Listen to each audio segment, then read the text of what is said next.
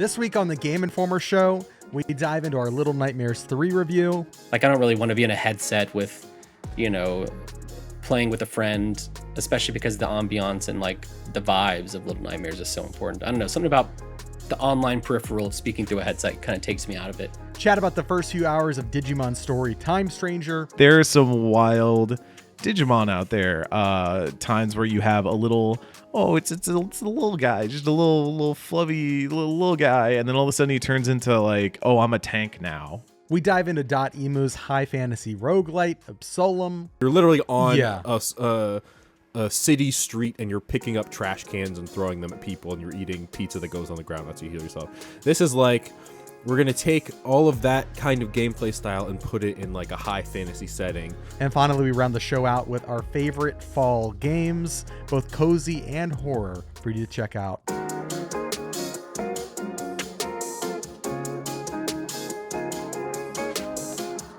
Welcome back, everyone, to the Game Informer Show, a weekly podcast covering the video game industry. Join us every week for a discussion about the latest gaming news, reviews, and exclusive reveals alongside Game Informer staff and special guests from around the industry. I'm one of your hosts today, Alex Van Aken, joined by Charles Harte. How you doing, Charles? Hello, I'm doing well. I'm hanging out here and I'm number 2 on the call sheet. Yes, sir. Yes, sir. Number 3 on the call sheet, Wesley LeBlanc. How you doing, Wes? Hello. We just got back from Japan not too long ago together. That was a fun trip. Yeah, last week. It was a really good trip, though. I think I wowed you with how often I eat multiple dinners. He eats a lot. Multiple you dinners? Heard it here first. Yeah. I was impressed. What's the do you go sorry, you go to Eric. No, please. Just are we going to like a place and you're ordering an entree and then you're ordering a second entree, or are we like 6 p.m. dinner, 9 p.m. Multiple dinner, 11 locations. p.m. late snack? 6 multiple locations. 6 p.m. noodle dish, 9 p.m. standing sushi bar, 11 p.m. konbini stop. I'm getting some ice cream. I'm getting a fami chicky, and I gotta get me a oh my god, Pocari Sweat, my goat of drinks.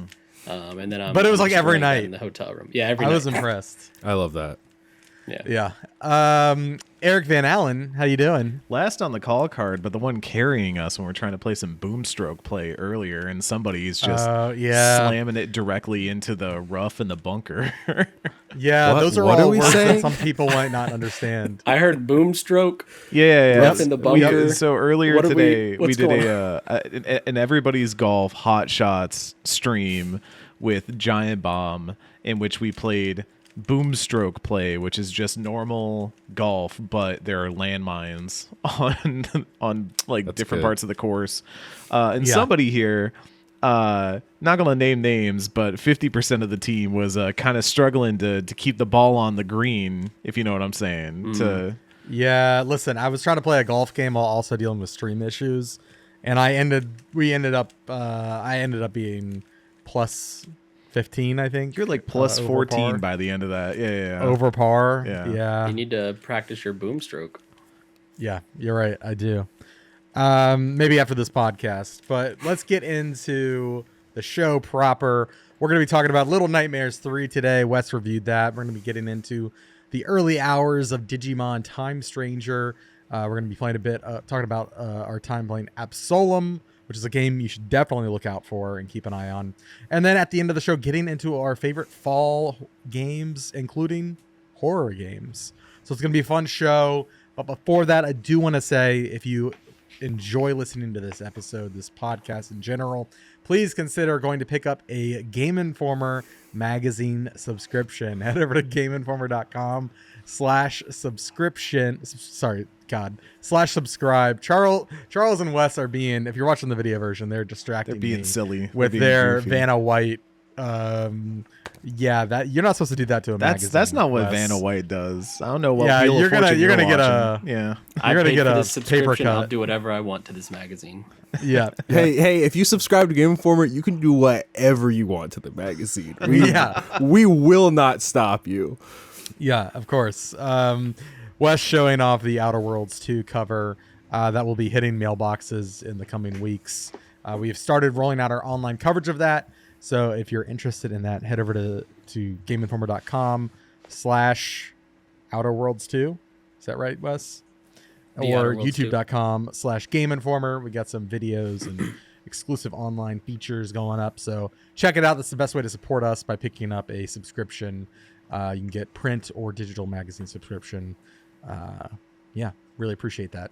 Guys, let's get into the show proper. Wes, you have been playing the third installment in the Little Nightmares series. An interesting installment because the original developers are no longer on board. Is that correct? And Yeah, it's kind so of a new studio. Not a new studio, but is it Supermassive picking up the reins? It is, yeah. Tarsier. I don't know why I always want to say it like French. Tarsier Studios. I don't think they're French. I met them at Gamescom. I believe they're Italian. They developed Little Nightmares 1 and 2, and now they are making their own game that's very similar to Little Nightmares, but different, called Reanimal. Looking forward to that. It's coming out next year. I played it at Gamescom. It's a good time. In their place, the developer of Little Nightmares 2 Enhanced Edition, Supermassive Games, who you might know from Until Dawn, The Quarry, or Game Informer cover star the casting of Frank Stone from last year. Supermassive Games, they took over the reins to do Little Nightmares 3, and it's cool to know, but to be honest, you're not really going to feel Supermassive jumping in onto this franchise or Tarsier leaving this franchise while playing Little Nightmares 3. It just kind of feels... It feels... Same. This is another... this fits right in with Little Nightmares 1 and 2. I do think it's probably the weakest of the three, just because as the threequel, like the third game in the series, it was probably time to branch out a little and maybe spice up the formula a bit, and this game doesn't really do that, though it does have some valiant efforts. But yeah, if you were to play 1, 2, and 3, I don't think you'd recognize a developer switch up, which is, credit to Supermassive. I don't think they were brought in to radically change this franchise. I think they were brought in to make a third Little Nightmares game, and that's what players are going to get when they play it. Now, is this the first entry in the series that has co-op? It is. Or was that... Which is weird, right? Like, that doesn't make... Especially 2, which 2's whole thing was having an AI companion. Yeah. Everybody was like, oh, it's weird it's not co-op. And there is co-op in Little Nightmares 3. Crucially, it is just online. It is not couch co-op, which to me is a massive miss. A super massive miss. Shout out to Jesse Patelli for the pun. Yeah, the whole time I was playing, I told my wife, like, I was really excited to review this because we're going to play it together, blah, blah, blah. And I just guess I hadn't been paying attention, got code, and realized it was online co-op only. So I had to break her heart, because this is one of the few game series she does really enjoy. And yeah, it's just such a miss. It really doesn't make sense to me. Is there a crossplay? There is not crossplay, but there is a thing. There's Friends Pass, which other studios have done, like Hazelight, where one person buys the game and you can like basically gift the game to another player free of cost.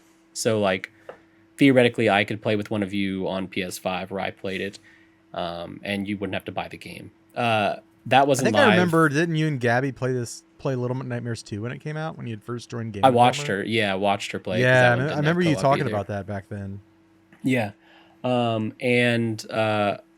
the Friends Pass is cool, and I do think that's a neat feature, but for me, this feels like a perfect game to play on the couch with somebody, not like I don't really want to be in a headset with, playing with a friend, especially because the ambiance and like the vibes of Little Nightmares is so important. I don't know, something about the online peripheral speaking through a headset kind of takes me out of it. Do you know if it's sorry for all the questions, by the way, do you know if it's Steam Deck verified? Because I'm curious if like the next best thing would be somebody playing on like setting up your PC on the living room TV, and then having somebody else playing Steam Deck on a different account with the friend pass. I don't know. I'm if it's checking now. Is that I haven't the seen dream anything you about imagined with the Wii U? Is that somebody plays on the console and there's someone else on the gamepad? Yeah, it is Steam Deck verified. Okay, there maybe we go. that's an option. That's a solid workaround, on PC. That's cool. I asked about the crossplay because my fiance and I have the cursed dual TV living room setup where we play in the same room, but I've got the Xbox hooked up to one TV and the PlayStation hooked up to the other one. So if there was crossplay, we could do it in the same room. There's not crossplay, so I guess we'd have to do a weird PC workaround. Yeah, there might be crossplay, but I don't think the Friends Pass would work through that because when I toyed around with the option, it brings up my PSN friends list. But yeah, that's besides the point. Like co-op, it's cool. It's cool. It's the first time there. A little wild to me that it's not couch co-op, but I do think it'll be a cool feature for people that want to play this game together. That said, I played the majority of it with the AI companion, who is for the most part pretty good. They died a few times, like being stupid, which is kind of annoying and frustrating when you're playing solo because like I know what to do and I'm like, well, this dude's come on, let's go, and they're just not.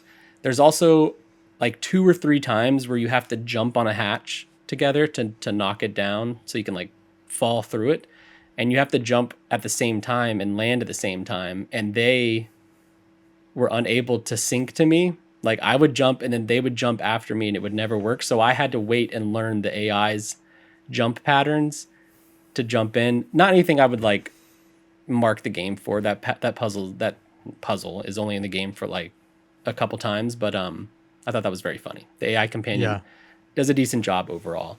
So with the co-op, that's like the big new feature. The reason for that is there's 2 playable characters, Low and Alone. One is a little boy who has like a blue cape and a white raven mask and a bow and arrow, which he can use to like shoot strings that break things.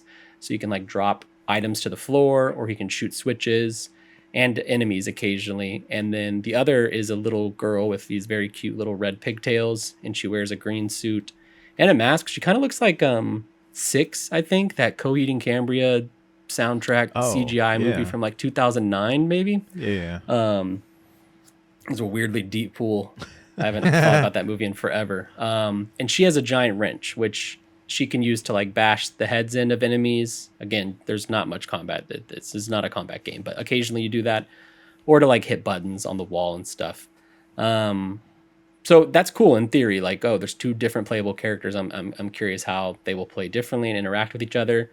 The biggest miss for the game, one of the biggest misses for me, is that one, they don't really have communication or interactions. There's no real personalities between these 2. For the most part, they're just 2 walking bodies that perform the actions you hit on the controller. And I would have liked to have seen a little more interaction between them. And there is a story reason I think that Supermassive could say is the reason why that's so, but I don't know. That's not enough for me. Like I still had to endure 6 to 8 hours of these 2 characters with little interaction. Mechanically, they sometimes work together to solve puzzles. There's one that it's actually in our video review where you pull down like a projector image and it has certain buttons you need to hit, and the other character, while one character's pulling down that image to show on the screen, the other character has to look at it and shoot buttons based on what they see. And that's a cool puzzle, and there are cool moments like that, but they're very few and far between. For the most part, this game plays a lot like Little Nightmares 1 and 2, where you're just solo and you are moving boxes to climb up on stuff and escaping through chutes and crawling through vents. And it gets pretty repetitive pretty fast. The saving grace of Little Nightmares 3 is the vibes and the ambiance that has persisted through all 3 games. I enjoyed seeing what was next. I enjoyed running from these terrifying creatures. I enjoyed just being in this world. And it just barely edged out the repetitive nature of the gameplay, I think. Like you're doing a lot of the same things over and over. It's really cool that sometimes it's in a carnival or sometimes it's in a rotten candy factory with a giant terrifying baby or weird spider lady that chases after you. But yeah, I think this is like a very decent crack at Little Nightmares 3. It's not rocking the boat at all. As somebody who has always been interested in Little Nightmares, but I haven't actually played the series, number 1, is it cool to jump in with this one? I think they're all different characters, right? So I could start with this one if I really wanted to. This one is the most standalone. I think they're all in the same universe. 1 happens, 2 has connections to 1, like it's an actual sequel in a lot of ways. 3 is like completely standalone. Although to be honest, like I think 1 came out in 2018, 2017, but like you wouldn't know the difference between this and 3. Like you wouldn't be able to tell there's years of development. Like going back does not feel old or anything. That game still holds up really well. It's a blast. I'd honestly probably recommend starting with 1, unless you just want to talk about 3 with people playing it right now. Yeah, I mean, the thing that's always the challenge with us is like, oh, we got to consider this for end of year awards and stuff. Yeah, and so it's like, that's true. I guess I could play the new one. But I have wanted to play that series for a while. But my second question is, how scary is this compared to like my again, I don't play a ton of horror games. So like recent horror games I've played and enjoyed were like Resident Evil Village, Signalis, stuff like that. How does this compare scare wise? Nowhere near as scary as Resident Evil Village. If you played Village, you'll be fine with any of the Little Nightmares games.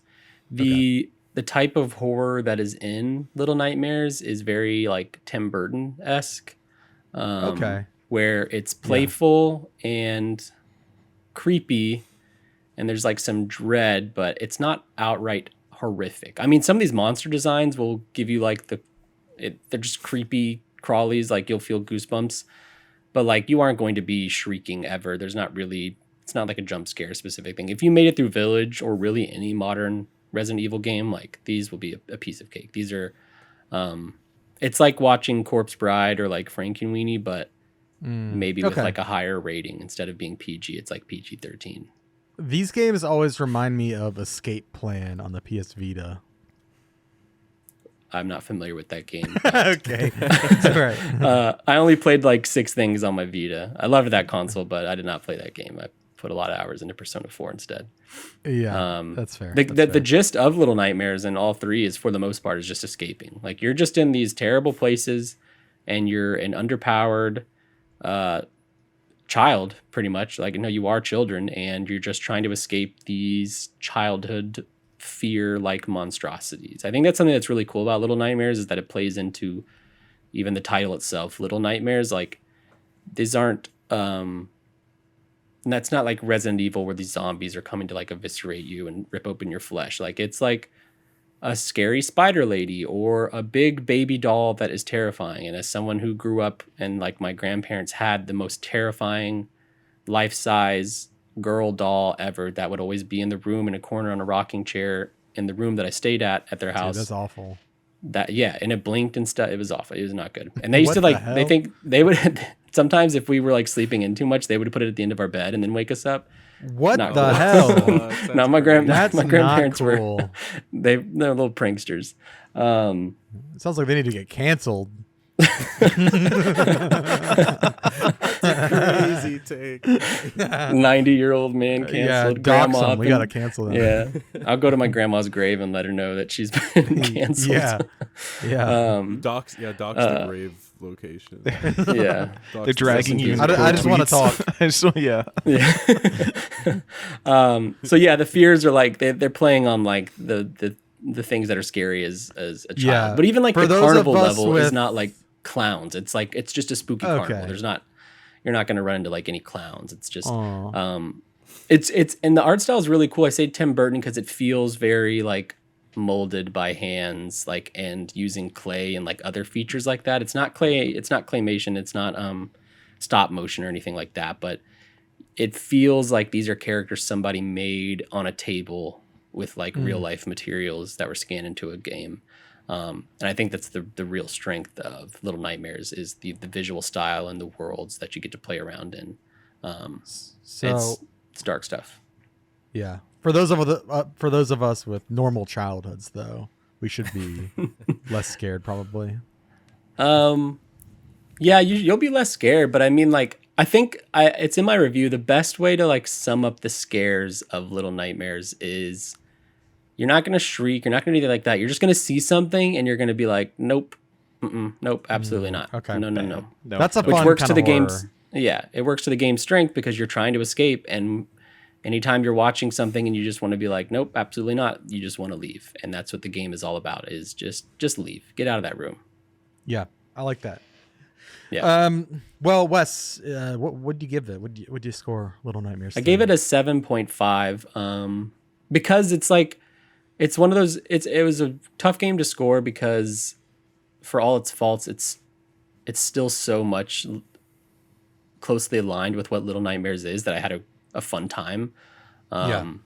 Like if you're looking for a Halloween game, and I think this is a great game to play in October. It's something I always wrestle with is like when we're reviewing a game, I'm trying to poke holes in it and find what works and what doesn't work for me. Whereas when I'm just playing a game for fun, it's so easy to gloss over an issue a game has. Like and that's just part of the job.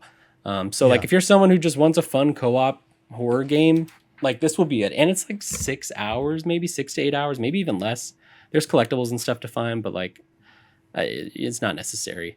Like it's a quick, fun little horror romp. If you want to skip movie night a couple nights this October, like play some Little Nightmares. Cool. That sounds fun. Yeah. Well, Wes, thanks for stopping by and chatting through your review. I know you're busy and you got to go. But yeah, thanks for keeping us up to date on Little Nightmares 3. Yeah, of course. Thanks for having me. All right. Bye, Wes. We'll see everybody else in just a second. Bye. And we're back. Eric, I'm going to toss the popcorn ball over to you to talk. Huh? About, isn't that a thing? Popcorn ball? The popcorn ball? It exists. Popcorn balls are a thing. That's fact one. Now popcorn. You can't popcorn is a thing. You can't just keep saying popcorn and be like, he'll get it eventually. Popcorn style. Stop! Don't say like you're casting a spell. Where popcorn style is like people go around the room and they interject at their own times, like kernels of corn in a popcorn bag. Yeah, and you toss the ball, but the ball to somebody. You toss the ball. I see what you're saying. Okay, you toss the ball to somebody. It's their turn to talk, and you say popcorn. Y'all doing some crazy stuff up here in the Midwest. I think that's a specific ritual at your school, but I don't. That's a Virginia education system. Yeah, I thought you were crazy, and actually, that's totally fine. So yeah, yeah. Eric, popcorn ball. Yeah, thanks for gaslighting me. Yeah, popcorn. Popcorn. Eric, popcorn. You're going to talk about Digimon Time Stranger. Yeah. Let's talk about this. Let's talk about Popcorn Mon. That's not a real Digimon. I don't think. I can't be sure. It could be. Yeah, there's no real way of proving it right or wrong. Digimon Story Time Stranger is so some pretext. I was not. I wouldn't say I wasn't a Digimon kid, but I wouldn't say it defined me the way that like it did for some Digimon kids, if that makes sense. Because I feel like, I don't know if y'all had this when you were growing up, but there was kind of the Pokemon kids and the Digimon kids, right? There were some that were like, oh, but and Pokemon was the majority. Like everybody knew about Pokemon, followed Pokemon. Some of us were cultured and liked both, I would say. Sure, I will say I think I was later.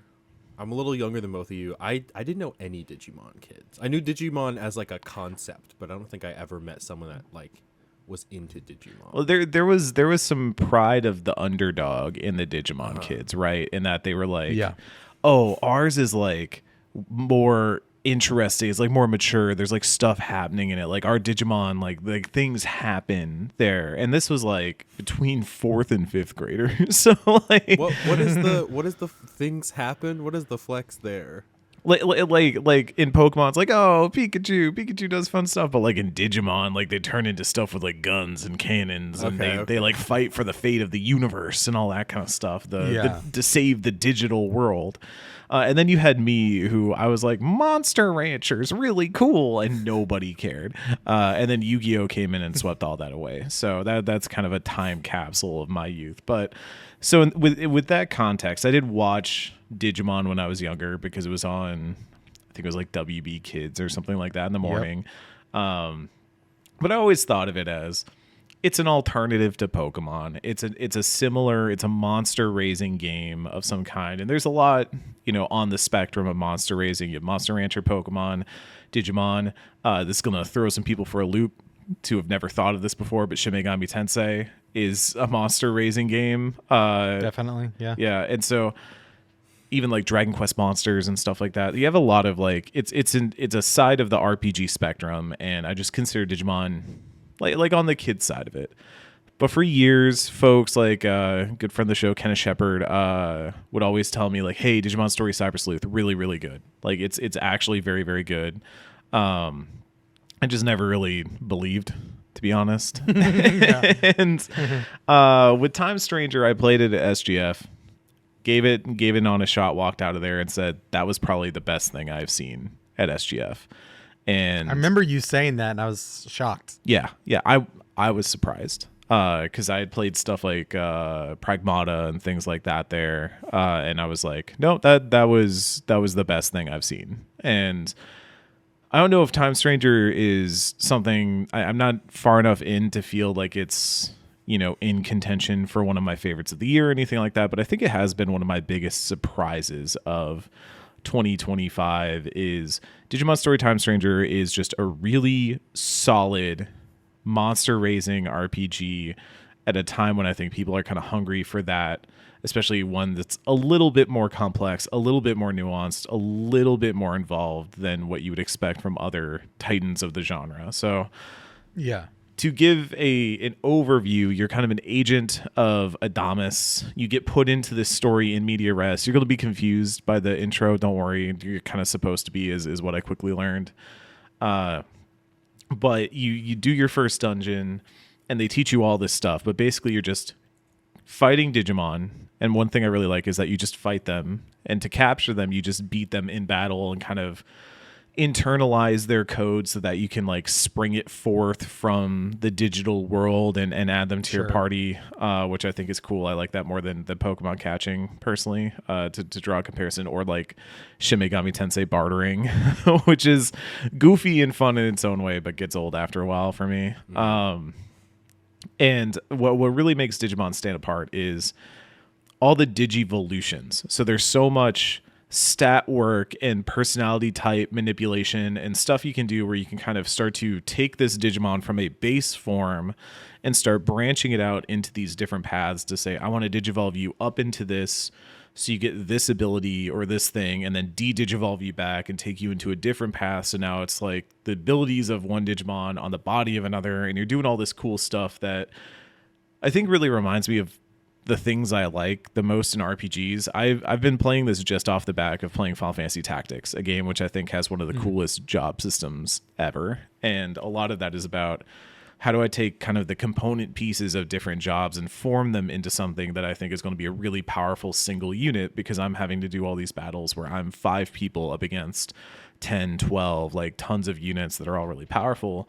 I've got to figure out how to mix and match to win. And I think Digimon has some of that DNA in it, where you're making these really cool choices about, I'm going to take a monster down this path and lean into this, and then maybe like, oh, this isn't working out, or I need something different. I'm going to de-digivolve and see if I can go into a different path.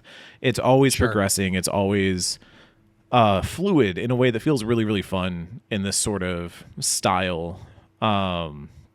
Yeah, that's and on top of that, like the Digimon, if you haven't seen Digimon before, if you haven't played a Digimon, if you don't know what a Digimon looks like, I could show you 15 pictures of Digimon and say which one of these are Digimon and which one aren't, and you would get them wrong because there are some wild Digimon out there.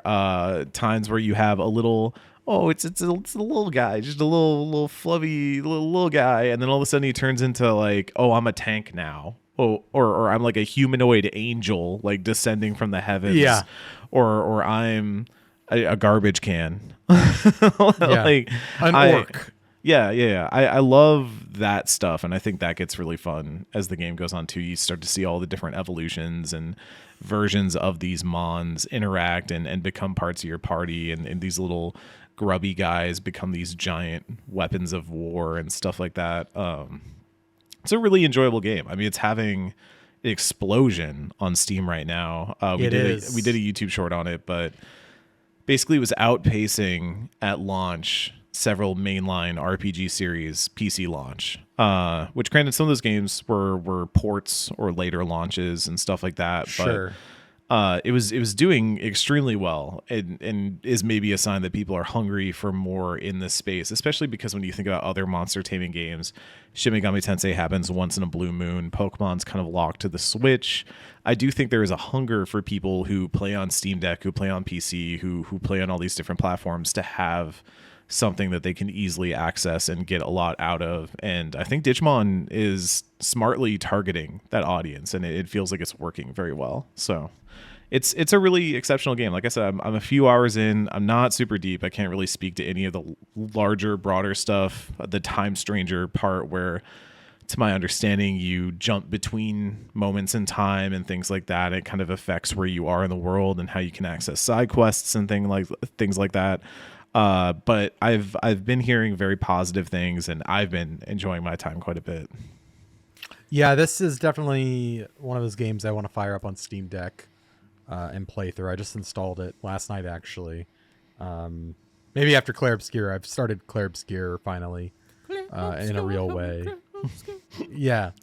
And I'm probably 3.5 hours into Clair Obscur.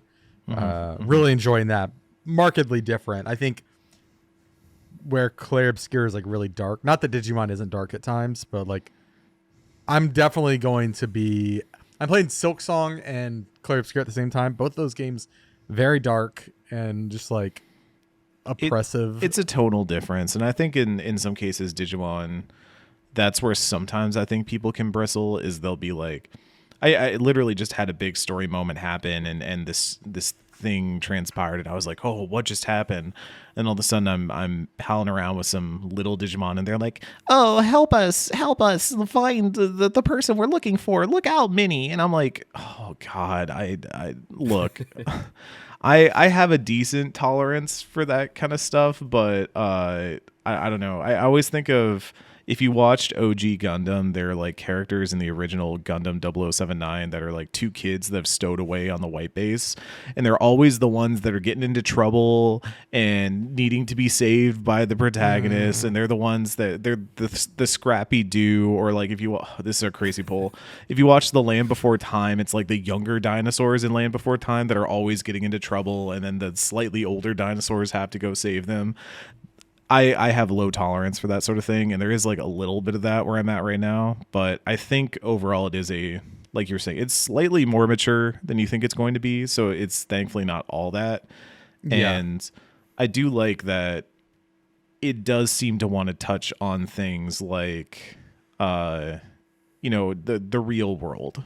I think that's always been Digimon's advantage, is it kind of broadly gestures at, okay, well, what kind of effect has the internet had on society, and has it been a good one? What would sort of conversations about that sort of stuff, how would they play out in real life? And Cyber Sleuth was a little bit more on the nose. I did finally, after playing at SGF, I went back and played some of Cyber Sleuth because I was like, oh, they were right. Those Digimon story games are very good.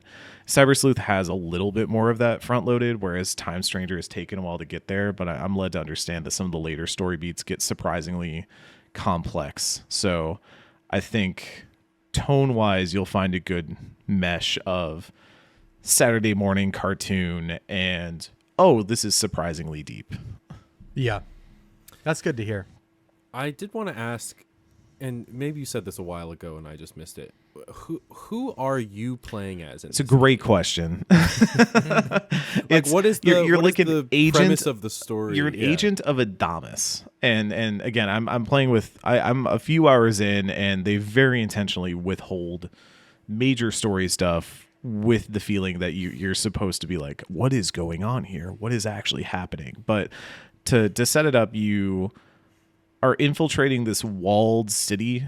Essentially like a walled section of a city that has been sealed off after some calamity happens or some sort of bad thing happened there. And it's a really cool intro, I think, because you kind of infiltrate this area and you're kind of moving through this crowd that is protesting the blockage of the area, and then you actually go in through the sewers and infiltrate it, and that's when you start having to use Digimon to fight. Also, you launch Digimon out of a gun, which is kind of sick, you know? Like a handgun? Yeah. Like just a full on handgun. Like you do this like pose, like a tokusatsu pose, and then you just like and shoot your Digimon out. It's kind of cool. Has anyone ever done a bit where it's Persona 3 except they accidentally have a Digimon gun, and so they just shoot a Digimon at their head and they don't turn into it? That'd be good. Launch an Agumon directly into their cranium. Yeah. Exactly. Yeah, I don't know about that, but they have Someone infiltrated get on that. You infiltrate the city, you find some characters who seem to know who you are or have a connection to you, but you don't know them. And there's a lot of just in media res of like things have happened and you can tell that there's something strange afoot because your Adamus is, I forget what it even stands for, but basically you investigate anomalies. You look for oddities in the real world and how they might be affecting and you handle them. Kind of a Men in Black situation almost. Sure. But obviously there's more at play than you were led to understand, but you get into the middle of this fight between several large Digimon that all seem to be fighting over something. There seems to be a war transpiring in the digital space that is bleeding into the real world, and so you get caught up in the middle of it. That's when events happen, things go haywire, and you kind of get launched into what is ultimately like the start of the game. And I'm a little bit after that, but I do think it's, again, I think of Cyber Sleuth, where Cyber Sleuth was much faster about getting you into the story and getting you invested in it. And I do think that is a strength that Cyber Sleuth has over Time Stranger for me right now in my own personal feelings on it. But I do think all the quality of life, all the Digimon building, all the RPG systems, I really like Time Stranger's options. The only thing I felt this during SGF, and I've heard that it has transpired out across the rest of the game, bosses are a little spongy, a little just hit them a bunch and wait for it to close out, and you kind of figure it out. And by the time you figure it out, you're like, okay, so I just got to do this over and over and over again. That happened when I was playing at SGF. The boss there, it was like, okay, I figured out what his weakness is, and I just got to beat him down, and it takes like a little bit longer than you want it to. Yeah. I do like in Digimon, they have some interesting ways of handling weaknesses where you have kind of a typal wheel. So you fire, are they weak to fire? Are they weak to ice? Are they weak to that sort of stuff? But you also have a triangle of, I think is it data, virus, vaccine, where it's kind of like the Fire Emblem triangle, where one will kind of supersede the other. So you can get double effective the way that you can in Pokemon. If you get double type effective attacks on certain Pokemon, you can get double effect and do even more damage if you get the right type matchup and the elemental. But also it acts as a way for you to be like, okay, well, I don't have any Digimon that can use the elemental attack that I need to use right now, or the specific type, but I do have a type advantage on this Digimon, so I can still get some advantage out of this and kind of eke my way out to a victory. And that does reflect back on you, obviously. If you show up and you only have a team full of virus Digimon, probably going to get walloped if a vaccine shows up. So that's Digimon. Seems cool. I think it's really well timed too. Obviously, ZA is right around the corner, and that's on Monster Pokemon Legends Tamer's Z3A. I don't know why I have to keep explaining that to people. I thought it would be self-explanatory, but I've had meetings here at Game Informer where someone has been like, "Eric, what are you talking about when you say ZA?" And I was like, "It's the ZA. Z-A. It's the I ZA." saw the Joe Merrick of Cerebi, or Cerebi, however you pronounce it. He said he was mad because he saw an ad. I think he's in the UK, but they didn't say Z to A. They said Z to A. So, we're not localizing it. That's so That's a blunder, mate. Isn't it? Straight miss in it. You got you got family over there. Bit of a so tiff. You got an authentic. They actually just moved back, so Oh, bollocks. yeah, bollocks. I don't have the pass anymore. British accent. The C word pass. Cheerio. No, but I think it's really well timed. I think a lot of people got their RPG fill earlier in the year with stuff like Clair Obscure, and now they're going, well, I'm kind of eager to play something a bit meatier again, and a bit meatier lands. And it's well timed. So I'm happy. I like seeing Digimon show up and actually get some recognition because, again, I'm not a Digimon kid, but healthy competition is good for all, and Digimon are fun. They're goofy in a way that I really appreciate, and I do genuinely think if you've ever said, I want like a more complex monster taming system, but I don't want to go all the way into Shin Megami Tensei, especially like Nocturne and stuff like that could get very difficult. This feels like a good half step. It's still maybe slightly on the easier side, but this feels like something that anyone could kind of pick up and play and enjoy and still find a lot of really good stuff to dig into. It's not going to feel too overwhelming, but you're going to get a lot of rewarding stuff out of the systems at play here that I think elevate the battling and especially the monster taming up and above what most others offer. So it's been a surprise for me, and one that I hope I continue to find time for as the year goes on. It is nice to hear someone talk about the game in the opposite of what Pokemon is, where Pokemon is like, yeah, it's like this one's not, I mean, it's kind of okay and doesn't look good, but it is Pokemon, so I'm going to play it. Whereas this one, you're like, it's fun and it likes it. And like, even though it's Digimon, it's like a good game. Like, you don't get that part out of your mind and then go play because it's good, not just the aesthetics aren't the justification. Which it has made me want to go back and maybe try some Digimon stuff that I missed over the years. I know Digimon Survive came out and there were people who were really into that one, but I remember that was the visual novel, right? it's like half visual novel, half tactics game, which is usually like just catnip for me specifically. But it's such a funny combo. It's like the least game and then the most game. it's like let's overwhelm two different people at the same time. But that is the Venn diagram of me. When we get to Goaty, just wait for me to start talking about 100 Line, which is in my top 3 for this year. If you can find the PR for them, because I don't think we got codes for that. For 100 Line? Like, yeah, I don't think any of us have played it, and man.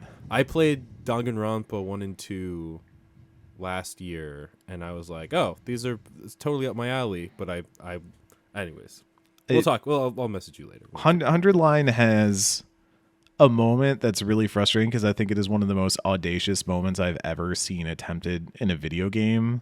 Like, Hideo Kojima wishes he could pull something off like this.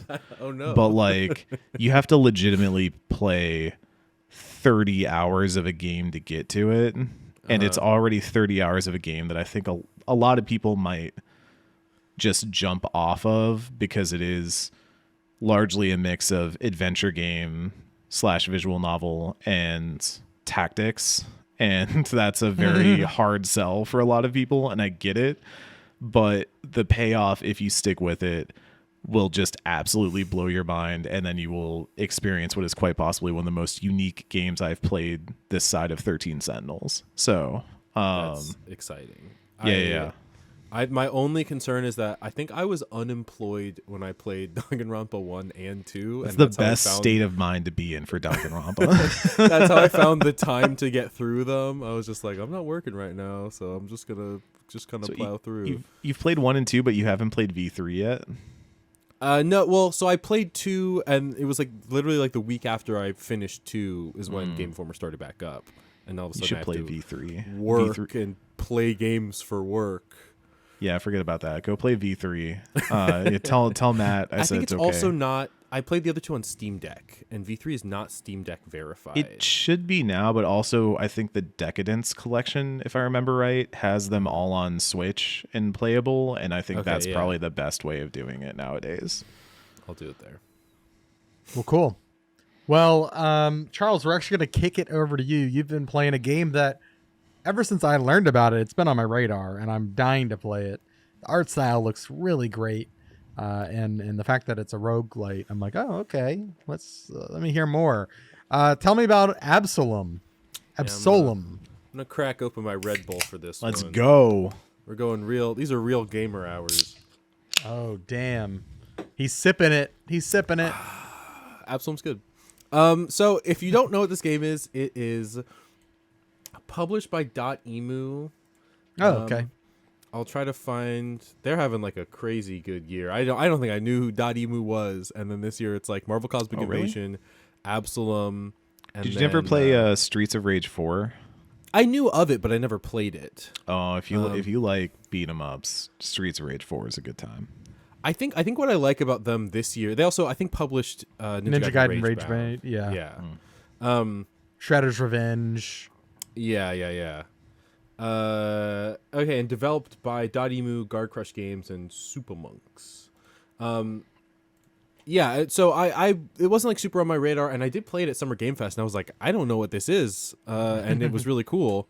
So it's like a beat 'em up roguelite, but it's like fantasy theme. So it's not, I mean, the Streets of Rage is the kind of like, when I think of a beat 'em up game, it is that, or it's like a Turtles game, or it's like you're literally on a city street and you're picking up trash cans and throwing them at people and you're eating pizza that goes on the ground. That's how you heal yourself.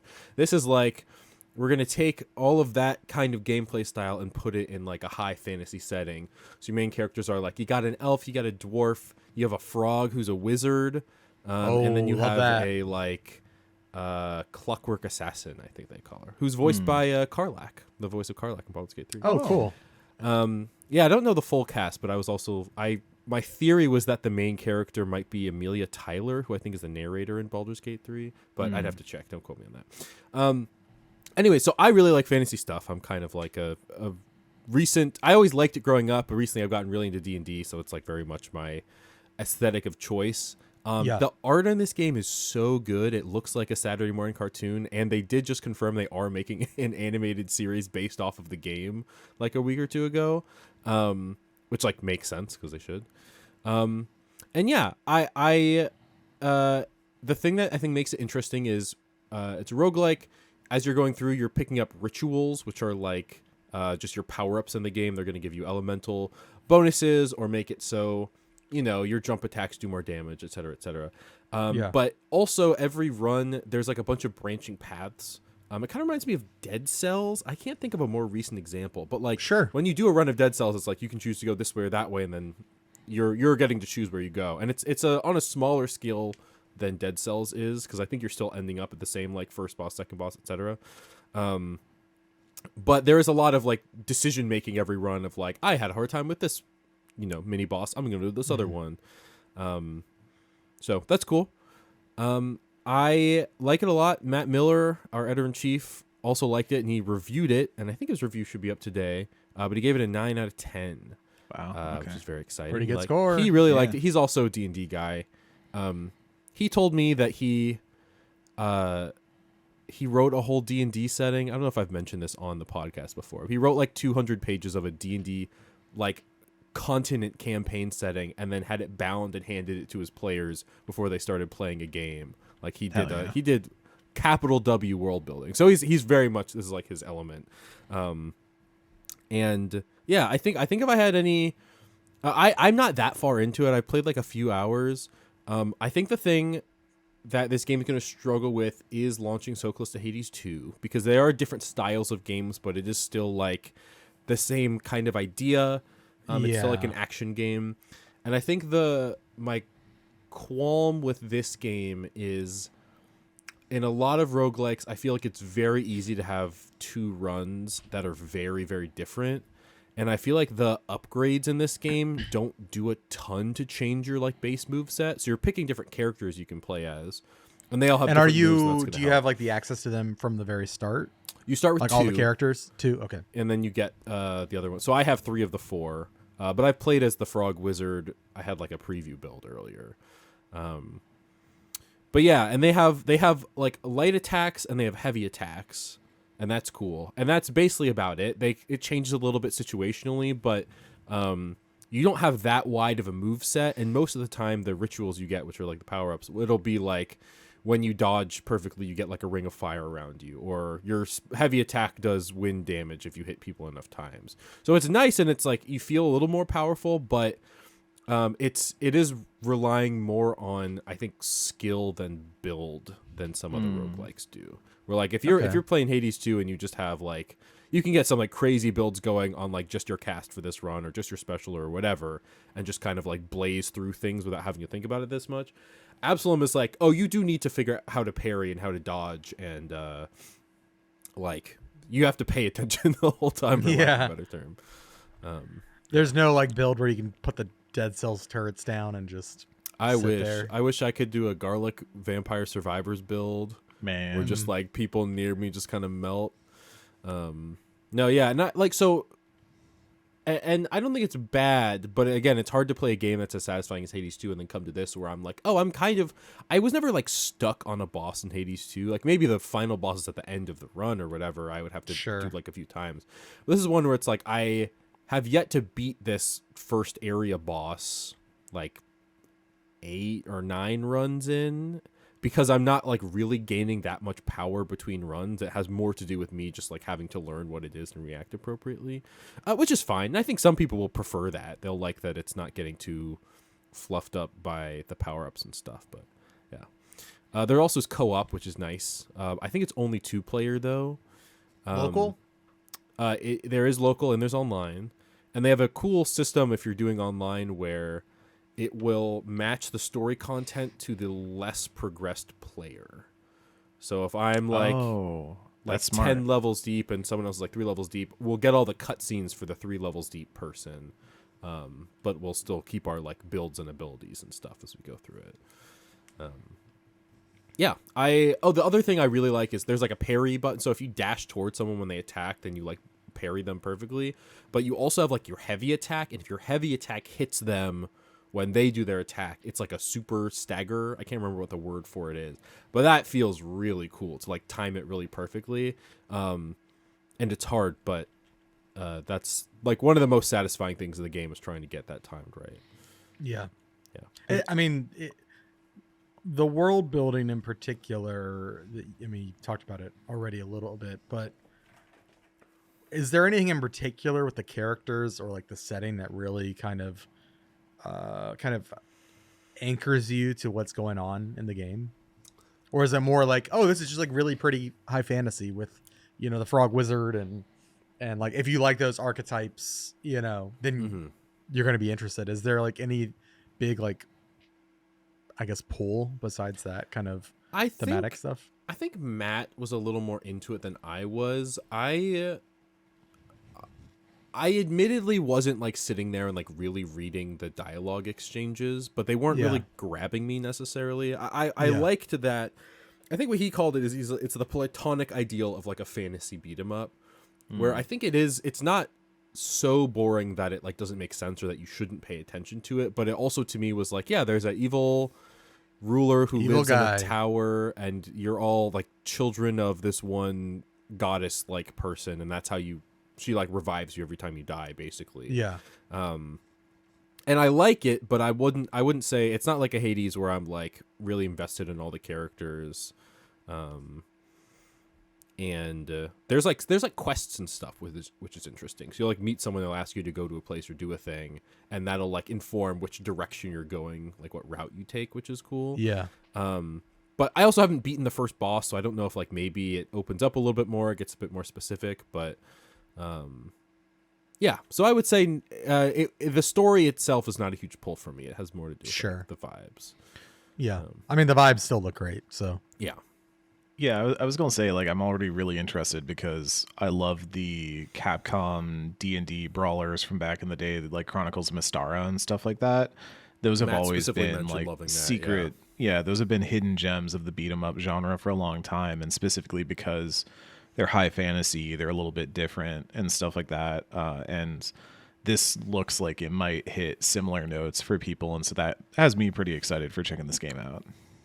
I also like how it's like you're with the playable characters, you're getting some fantasy tropes, but they're like just different enough that I think it's like cool. So like Galandra is like my favorite character. She's the elf, and she has a huge sword on her back, and she only pulls it out for her heavy attack, which I for some reason think that's so cool. Is she has she's mostly just boxing and punching with her fists, but if there's like shit's going down, she's gonna pull out the sword and she's gonna do some big attack. Or there's also like magic attacks that'll use this special thing too.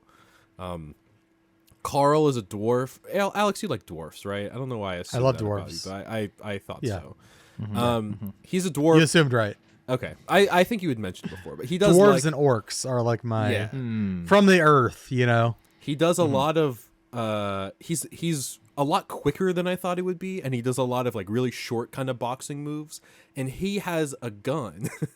So all his like magic moves are him like shooting, or like he launches a grenade or something, but his heavy attack doesn't even use the gun. It's like a big headbutt.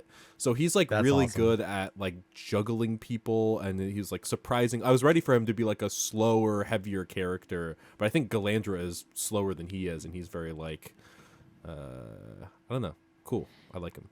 I didn't know you were such a dirty boy lover there, Van Aken. The orcs and the dwarves getting down in the earth like that. We gotta That's my people. Yeah, got to build a commander for you then to match that energy. Yeah, Magic Commander. Yeah. Yeah, Ooh. yeah.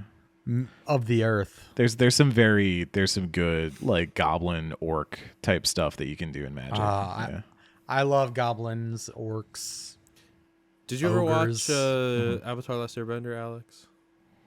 I have watched the first like 15 episodes, I think. Okay, so before it got good. I made it to the Fire Temple or Fire Shrine or something. Okay, Oh, that's they- like, He's yeah, on top of yeah. a big tower.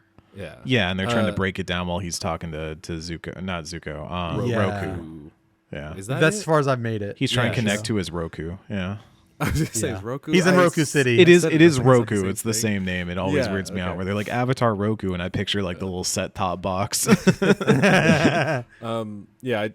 Anyways, I was gonna say I don't know if you were like, oh, I would be an Earthbender because that just feels like the same type of vibe.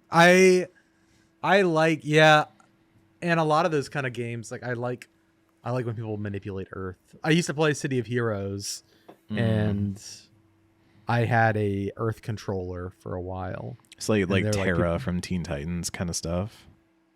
Yeah, I mean I like other my mains are usually other elements and like superhero kind of stuff, you know. Yeah. What's your if we're like fire, water, earth, air? Which of those do you identify more with? Man. Maybe Earth actually. Maybe Earth. Maybe it is Earth. I love you know what? Now I'm realizing about myself. I love Gollum from Pokemon. Wait, oh, what? Pokemon. Golems. I thought you were saying Lord of the Rings. Golem. No, you're right. Yeah, that's correct. That's Can you imagine if Gollum came out of a Pokeball? That'd be insane. That'd be really good. Yeah. I gotta add an alternate evolution for Graveler where it becomes Smeagol. Yeah, I was watching these two guys fight their Pokemon, and one of them just bit the other one's finger off. It was crazy. My second favorite of those usually like honestly it's probably fire. Sure, But I yeah. do I love like fire and earth, like Camerupt. Oh. I have great Love news for Camerupt. you. Camera up. I have incredible news for you. In The Legend of Korra, the sequel series to Avatar: The Last yeah. Airbender, Bolin, who pound for pound one of my favorite characters in all of Avatar, learns how to lava bend. And it is That's the type of sick stuff I as like. hell. It is Yeah. the Yeah. coolest thing you have ever seen. Yeah. Like I was a big like Nido King kind of vibes. Could like Yeah. pound the ground and like make walls and then shove them forward and stuff like that. Yeah. Yeah. I like that kind of stuff. Like Earth Tomb, you know, Rock Tomb, that type of stuff. Yeah. Big Yeah. fan. Big fan. Fan of the earth. But you know, down to earth, you know. But not like in a Down to green way and just like I like And rocks a rock. way. A rock. yeah, way. yeah. I like rock. Yeah. Well, cool. That's Absolum. Yeah. What a weird transition. Also, yeah, I don't know if we're saying the name right. I'm guessing Absolum. it could be either. Like absolve. Absalom. Absalom.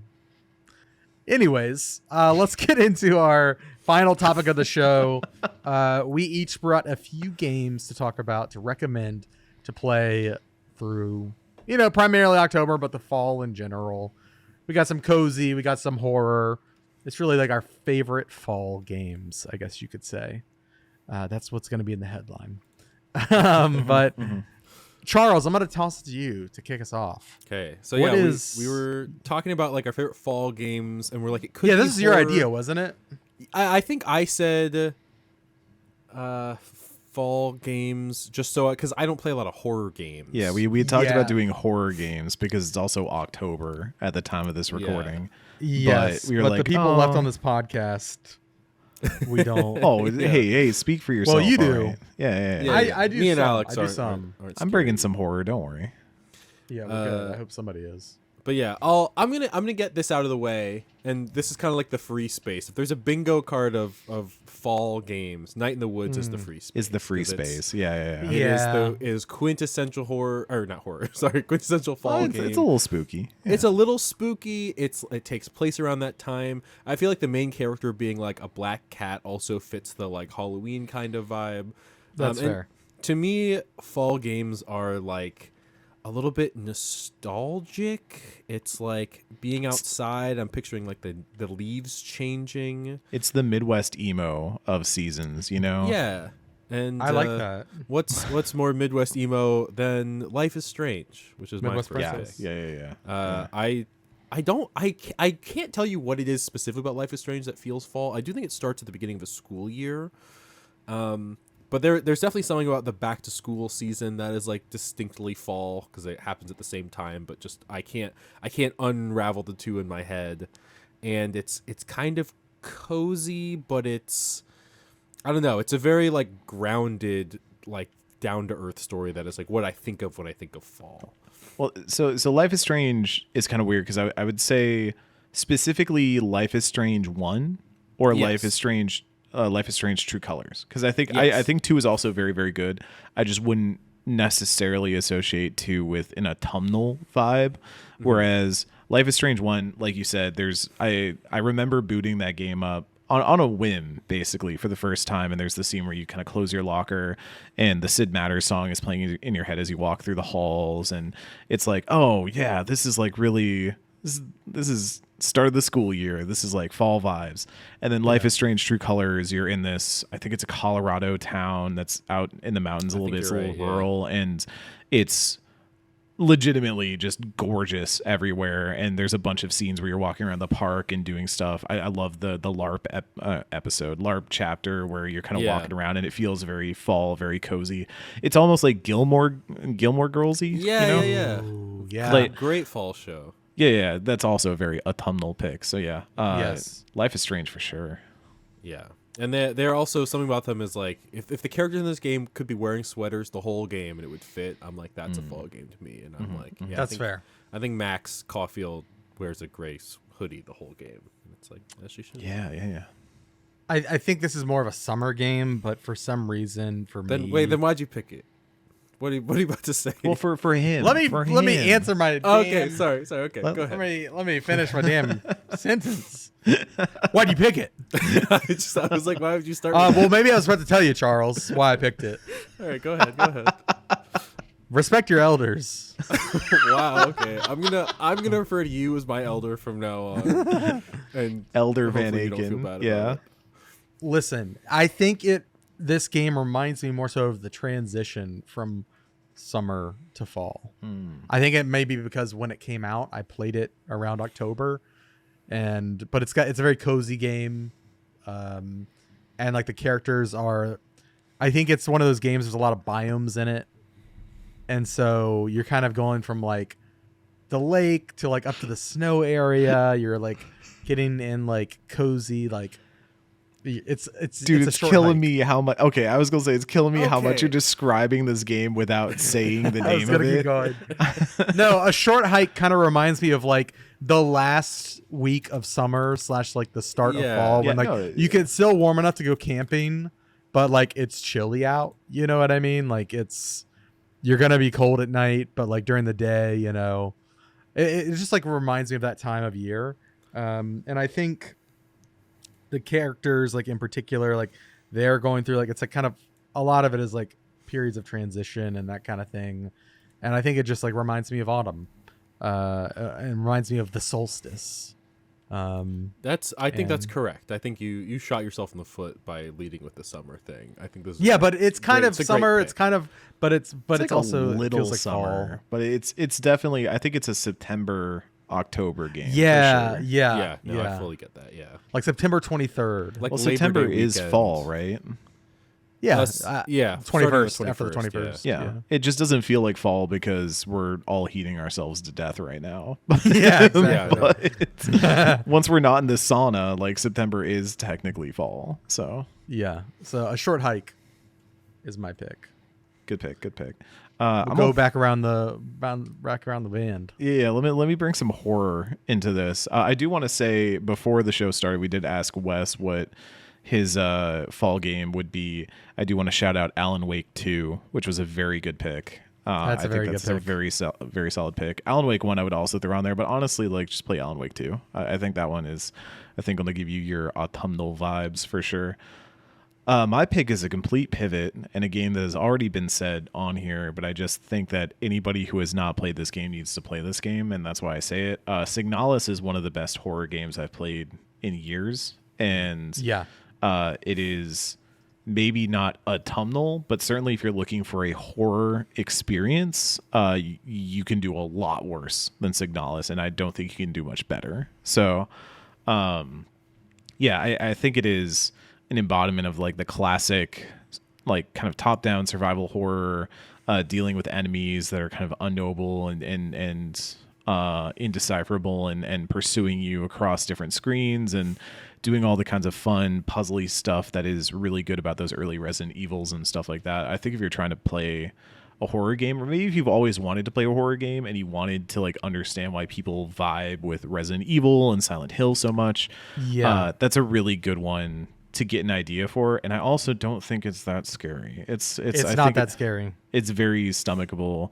I think if stuff like Silent Hill F is looking kind of intimidating to you, or like a Silent Hill 2 remake, and you're like, I want to play these, but they just seem like a little bit too scary for what I want. I think Signalis is going to be the right amount of thrills without like jump scaring you all that often. I won't promise zero jump scares, but I never felt like I played that game basically in the dark on a Steam Deck and I was fine. So yeah, that game is very manageable with the horror. There's like a tense atmosphere throughout, and like a sort of like desperation, but it never feels, oh my god, I can't get through this because it's so scary. And that's coming from me, who like I am a big baby.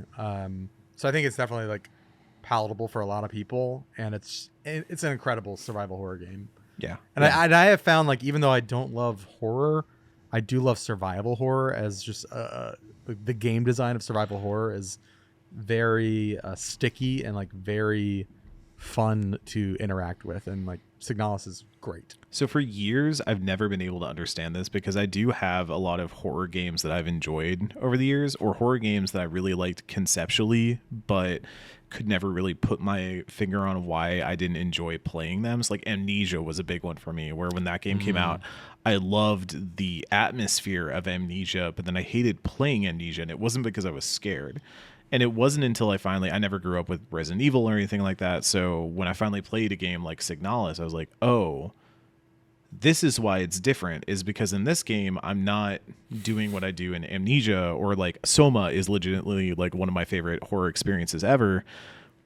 But you kind of just run and hide a lot. And I don't like run and hide games. I don't find them interesting. I don't find that gameplay exciting. I think it only works once. And then after you either succeed or fail the segment, you've like lost the entire appeal of this of the section for me. And so I do like that Signalis and other survival horror games say, we're going to give you horror. You're going to have a gun in your hand, but the tension is not going to come from just fleeing and hoping you don't get seen. It's going to be, oh, I have 5 bullets because I have to carry this key from one room to another, and I had to use up inventory space. So I got to make every single one of these shots count in a room where there are 6 enemies chasing me. I love stuff like that, and I think that works very, very well. I have another horror game that I would pitch in with that as well, but I think I'll wait until it comes around on my turn. I'll let it wheel back around. Yeah, Charles, how about you? Next game I'm gonna pick is my gut said it, and then I was like, I feel like I have to verify some facts about it because I don't remember all details about it. Legend of Zelda Twilight Princess to me feels like a fall game. Yeah. One is there's pumpkins in the main village. I think that was like where my first thought went. But it's also like a little bit spooky. Like you're turned into a wolf. There's the whole Twilight realm where everything's kind of scary, and there's something about like the colors of it that are a little bit. It's got that that era of gaming where things were getting like a little desaturated, a little bit brown. That is kind of like feels fall to me. No, that's fair. Yeah, and there are parts where it's not fall at all, but I specifically think about the intro of the game because it's a very long intro. I probably played that first section a bunch of times, and I actually finished the game like maybe once. But yeah, Twilight Princess. Good pick. Thank you. Yeah. I think my next pick, kind of going off of Eric's survival horror, this is certainly a survival horror game. It's a little more along the lines of It's I'm not gonna keep. It's Murder House by Puppet Combo. Okay. Yeah. And we did a replay series, a super replay series of it a couple of Halloweens ago, and it is a really fun. I mean, it is very scary. It's much scarier than Signalis.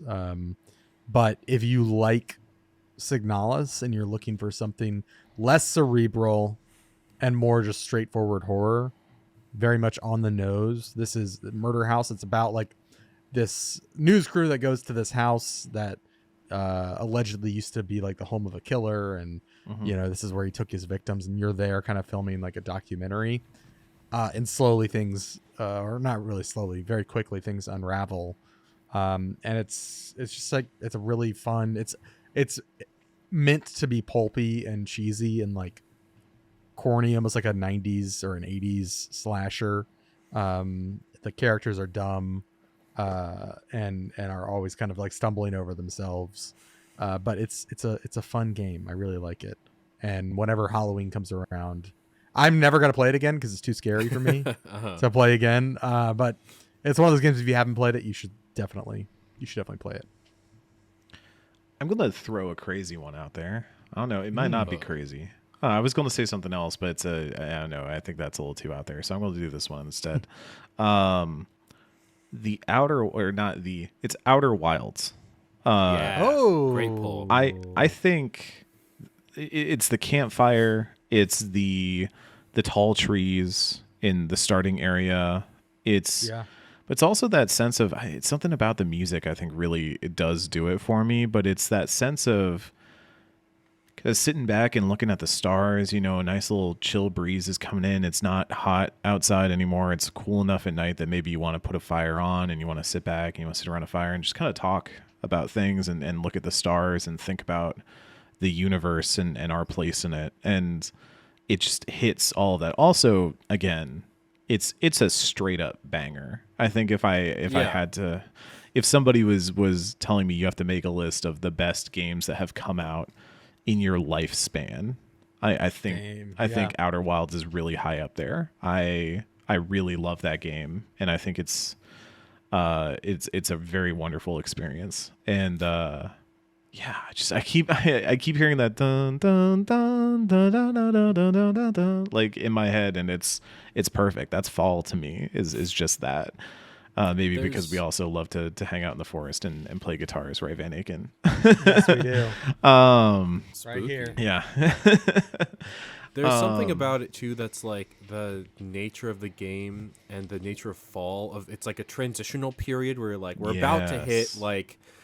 In the case of fall, it's like the holidays, but also like the new year. Like a lot of stuff happens around the end of the year. It's like a big thing, and I feel like the nature of the Outer Wilds and like the time loop that you're in is like we're all anticipating something's about to happen, but this is that like quiet moment before it actually does. And it's just ahead of the winter too. And I've always, we don't need to get like really philosophical on this episode of the GI show, but it's always interesting that the start of a new year happens during the cold, dark months of the year, because of the way our calendar works. And I do think it's interesting in that transitory period then you think about how Outer Wilds kind of goes into a lot of the unknown with a lot of hope, with a lot of belief in a greater place in the universe and all that. So it's such a good game. I seriously, I want to go back and eventually, I think I did the DLC, but I don't think I got the ending that you get after getting the DLC or something like that.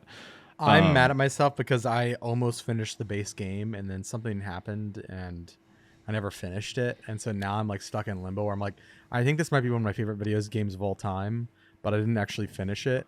But I feel like I need to go back and restart it. There's a very specific reason why I've never seen. I also have not seen the ending of the base game because there's a very specific. I got to the part where I like pieced together exactly what you have to do to get it, and there's just a very specific mechanic in that game that I'm just terrible at, and you have to be like good at it to do that one thing. And I just have never sat down and been like, I'm going to accomplish this. I'm going to do this. So it was one where I had to be like, I was moving on to other games for coverage and stuff like that. So I was like, I'll just go watch it on YouTube, I guess. And it bummed me out because I think that was one where I really wanted to experience it in person, but it was just, I think there was a solid hour or two I sat there just trying to get through that one part, and I was just is it with the fish? yes, In big yeah. enough terms? I'm so bad at that part. I have no Yeah, idea yeah. why. I just never like. I got even to the point where you get through it at least once, but then you have to do it again later for a different reason and in a different way with like higher stakes involved, Yeah. and it's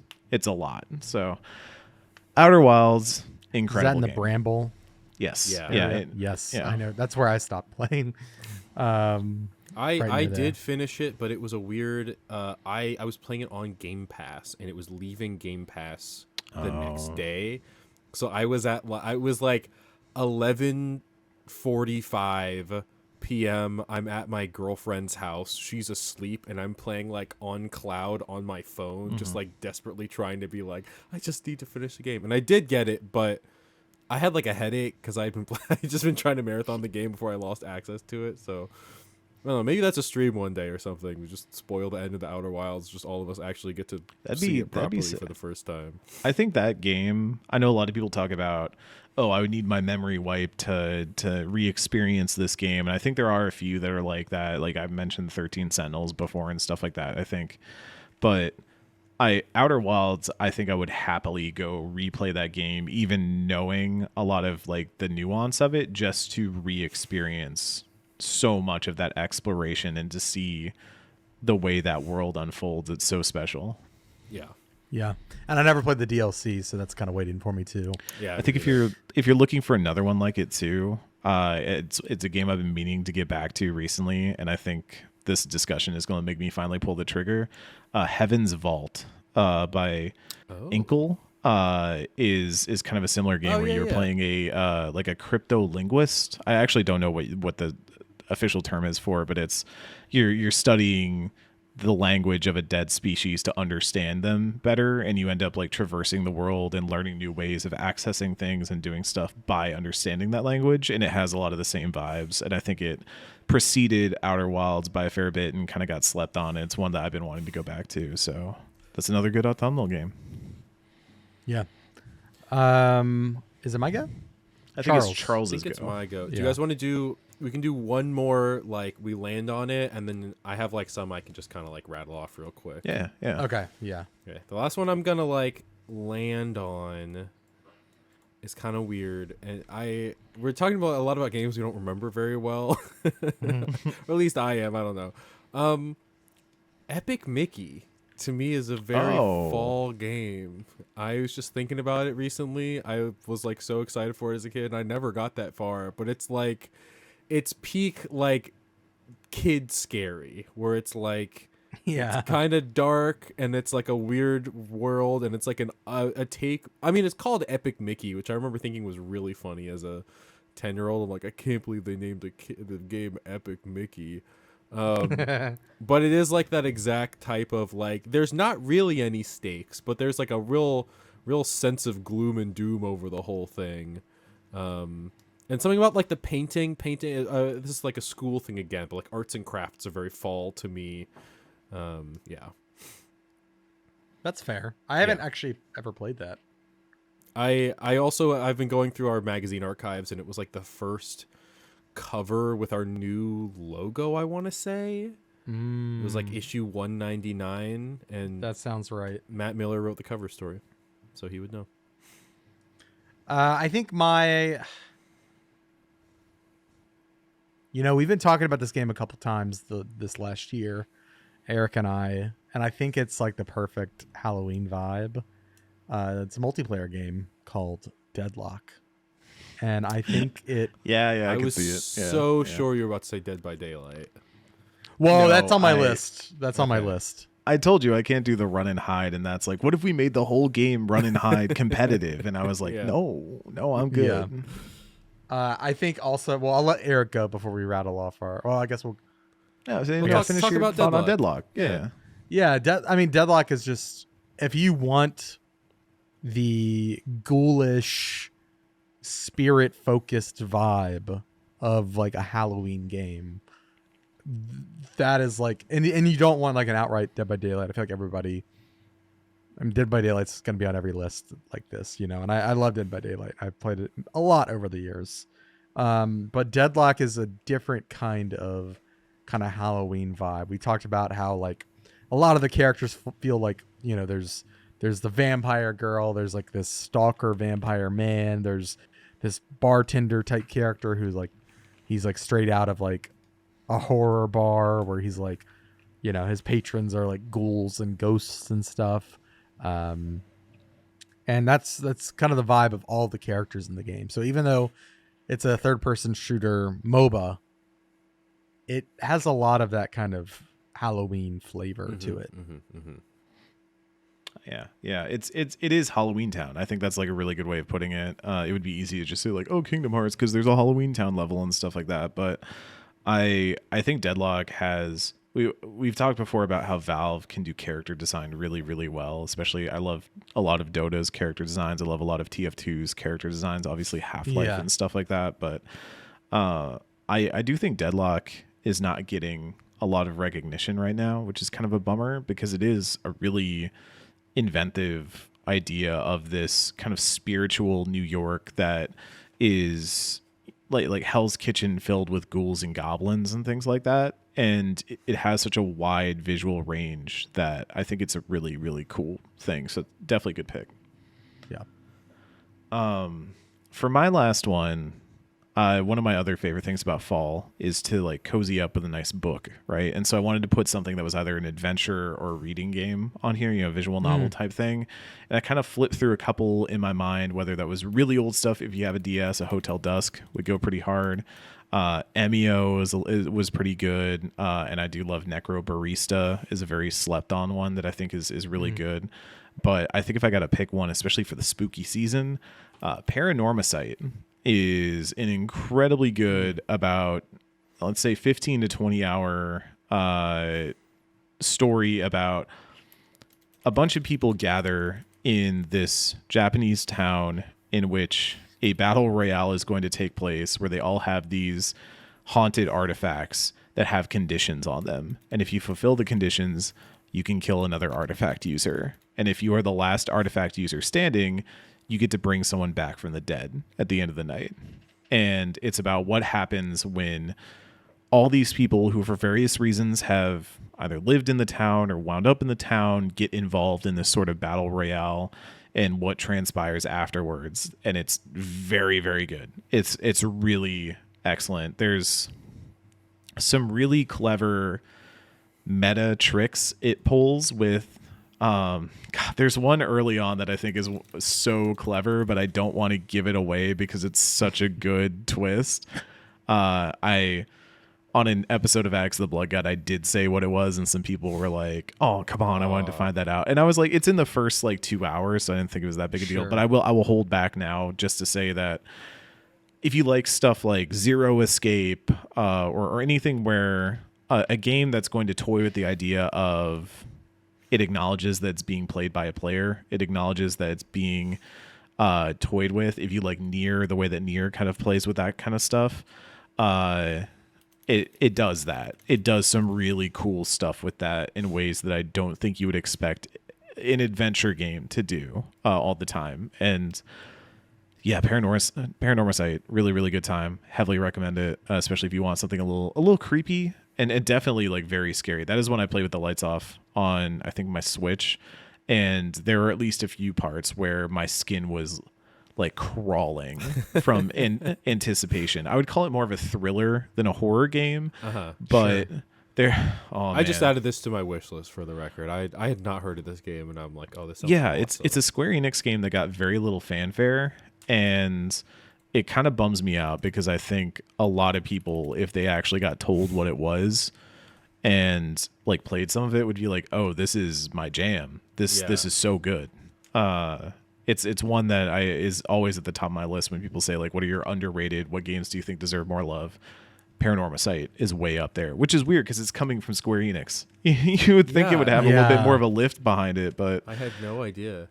That's the for every Final Fantasy, you know, there's always a dungeon encounters that struggles to get the same attention, right? So this is Paranormicite is the flip of that, and it was really, really very excellent. So yeah, that's fall games. What you fall had some games. quick ones to list off real quick, Charles? Yeah, well, so I had a third pick, and I could not remember it because I hadn't written it down. That was going to be instead of Epic Mickey. I was like, I guess I'll just say Epic Mickey because I had it written down.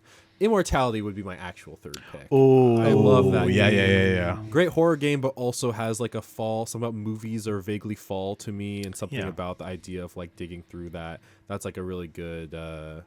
Immortality is my pick instead of Epic Mickey, but also I don't know, that's fine. We're not like ranking these, or there's no points or anything.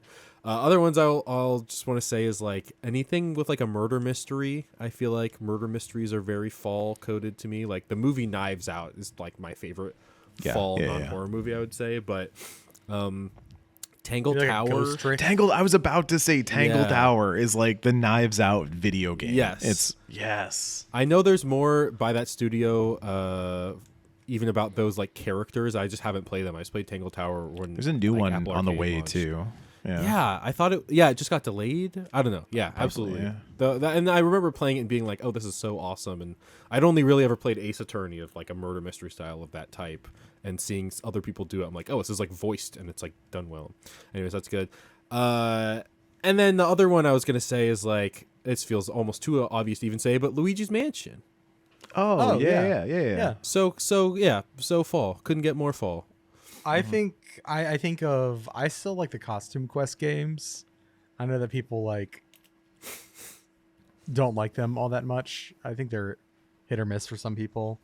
Those are like very on the nose, from Double Fine. But that's fun. And then Left 4 Dead 2. Yeah. Yeah. Oh yeah, every zombie Always shooter, good. absolutely. Yeah, and specifically that one is like you can play versus mode still. It's a good time on Steam. I also find myself wanting to explore certain parts of worlds. So either going to a game like Morrowind to just walk around it and kind of experience it again. That's a good one. Or certain zones in Final Fantasy 14, like the Rocktika Great Woods and stuff like that. I'm sure there's zones Same in with WoW WoW. that are very where it just feels fitting for the season, and it's nice to kind of walk around those and maybe update your glams, your transmogs to be seasonal and all that. Exactly. Yeah. I mean, most MMOs like WoW, FF14, like that's really where I feel like the good seasonal events also kick off. And usually fall is when I renew WoW and start playing again. Something about it. It's like I listen to Bon Iver and then I renew my WoW subscription. Yeah. I don't think I've let my 14 sub lapse yet, but the other day I was going like, I could really go for just sitting down with like a nice cup of cider and playing some Triple Triad. You know what I'm saying? Card games are also very autumnal. I mean, they've been very top of mind for me for a long time, but something about like playing when I grew up, we would play Rummy with my relatives and all that. We'd always play card games at Thanksgiving and stuff like that. So we didn't talk again- about Thanksgiving enough, I was going to say, as an aspect of this. The last game I didn't mention was Mario Kart Wii, specifically for Maple Tree Way, which is just like fall as a course. But just in general, like there's a lot of like party games that you would play like with family. Clubhouse games, man. Sitting down with Clubhouse games, everybody playing some Mancala or something, just have a good time. I dig that. Well, I think that's going to be it for the show this week, everybody. I hope that wherever you're listening to us at, you're safe, you're warm, you're cozy. Unless you're in Minneapolis and it was 80 degrees a couple days ago. But yeah, hope everybody has a great start to October, the fall. I feel like we're starting to decorate for Halloween now. We're gonna be throwing a party. I'm excited. It's like definitely getting into like the fall spirit. You guys like cooking, right? Yeah. Yeah. What's on the menu for the party? We were actually talking about that last night. We might do something easy and just do like a chili. We also have like friends who are vegan, and it's easy to do vegan chili. A lot of the time you can Some make it mac taste and better cheese. Yeah. Well, yeah. vegan mac and cheese can be kind of difficult. There's a lot of dairy subs that have got to go in there. Yeah. Yeah, but I love a good chili. Chili sounded good. Some Right? stew, right? I love beef stew for this time of year. Granted, that probably gets a little bit more winter, but I don't know. Beef stew for me is year round. My dad would always make a batch of chili on Sundays while he's watching the football game. So I specifically fair. associate those together. Also, I'm from Cincinnati, so we've got Cincinnati style chili, which is also a big cultural event. If you're in Cincinnati, here's Game Informer's big news. I mean, you've seen it here if you live in Ohio, but Skyline's adding a chicken chili to the menu, and it's actually pretty good. A chicken chili. Yeah. Go watch the Min-Max video of Charles and Leo. Yeah, Leo flew to Dayton to eat Skyline, and he was like, "Yeah, it's pretty good." Yeah, go watch that video. Yep. I think Eric's like, "What the hell am I listening?" So is it like ground chicken? Yeah. Or is it okay? That's where I was confused. Is like, what was is it just like shredded chicken in chili sauce? It's ground chicken instead of ground beef. That's the only difference. Okay, that makes sense. My mom doesn't eat red meat, so she goes to Skyline. She gets like the vegetarian chili, which is just like beans. Is there turkey chili there? And turkey chili is pretty good. No, this is their first time, I think, adding a different meat. And they went to chicken. The recipe, and they went chicken. It was interesting. When you taste it, I wouldn't have guessed the thing different about it was the meat. Like it tastes different, but I would have thought it was like they added more tomato or something. It wasn't right. Anyways. Could be anything. Game of the year, be Skyline chicken. chili. Yeah. All right, y'all. Thanks for listening to the podcast this week. Be sure to follow the guys here. Follow Charles at ChuckDuck365. You can follow Eric at CMoosey. Follow Wes, who left earlier, at I_am_Wes or at Wesley LeBlanc. And you follow me at It's Van Aken or itsvanaken.games. And as Charles is pointing out in the video, head over to GameInformer.com/subscribe. Pick up a magazine subscription. It's the best way to help us out and help keep the lights on. We really appreciate your support. All right, that'll do it for this week. We'll see you next week, everybody. Goodbye.